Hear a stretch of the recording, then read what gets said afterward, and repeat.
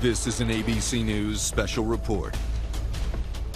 And good morning. I'm Whit Johnson in New York. We're coming on the air with breaking news. The Supreme Court has just issued a ruling affecting how state voting rules can be challenged under federal civil rights law.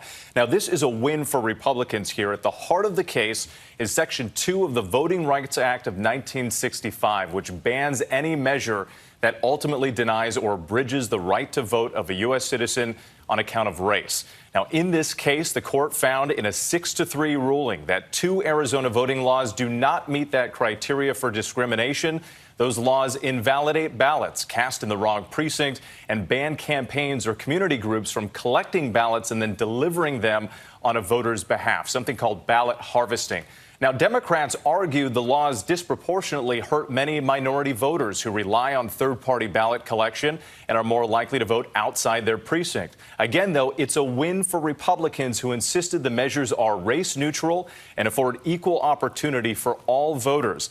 The decision comes as 14 states have enacted 22 new restrictive voting laws so far this year, with an unprecedented 389 proposed restrictions being put forward in 48 states. Let's get right to our senior national correspondent, Terry Moran, who's been covering the Supreme Court for us for years. Terry, walk us through this decision and the political implications moving forward.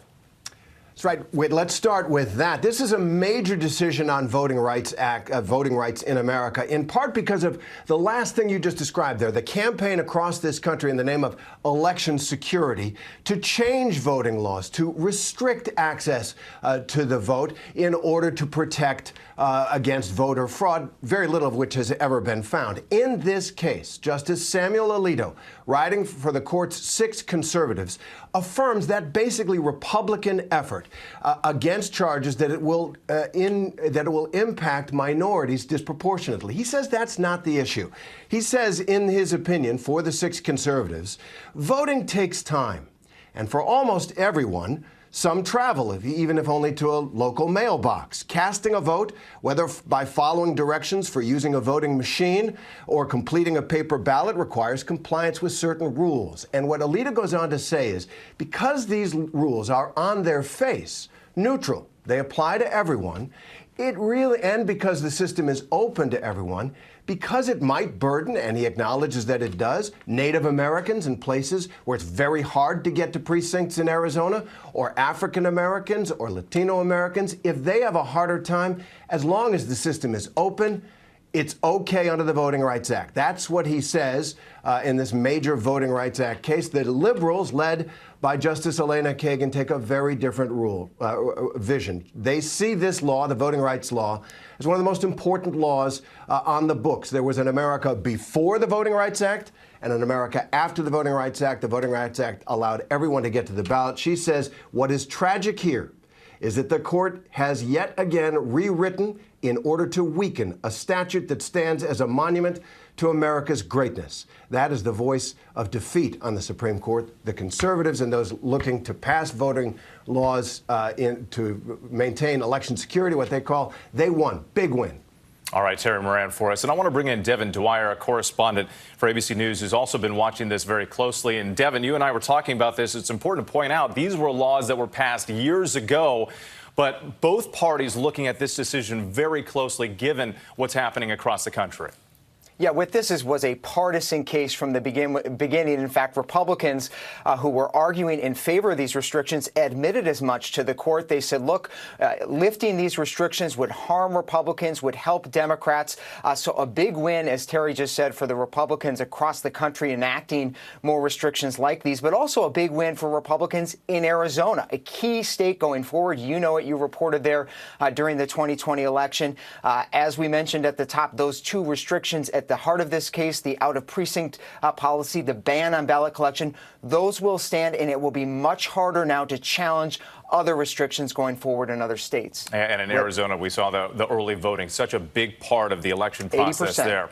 Exactly. All right, let's bring in Kate Shaw, our ABC News legal contributor, also covers the Supreme Court for us. Kate, how did the justices come to this decision?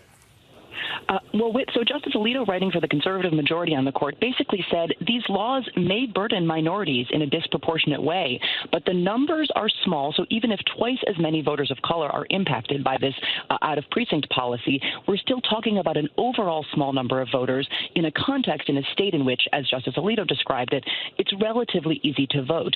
But remember, when margins are very small in a state like Arizona, even a few thousand voters being impacted by a policy might tip the balance of an election.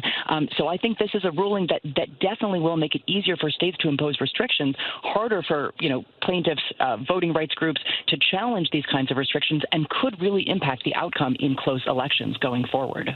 Let's bring in, Kate, thank you. Let's bring in our Chief Justice correspondent, Pierre Thomas. Pierre, as Kate was talking about there, at the core of this is, do these laws discriminate against specific minority groups? And there are going to be a lot of groups out there who will be disappointed with this decision today.